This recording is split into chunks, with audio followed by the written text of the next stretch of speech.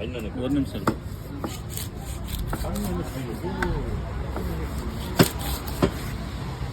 நீங்கள் எத்தனை வருஷம் மீன் வச்சுருங்க? இதான் நான் ஒரு 20-25 வருஷம் வச்சுருக்கேன். அப்பா என்ன வீடு வாங்கிட்டீங்களா? அதெல்லாம் கிடையாது, வாடகை விட்டு தான் இருக்கு.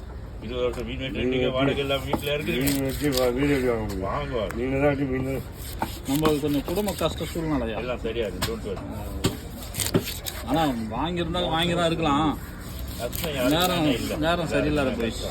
நேரம் சரியில்லை, செய்யணும்னு நினைக்கிற நேரத்தில் முடியாத போயிடுச்சு. எல்லாம் சரியாகும்.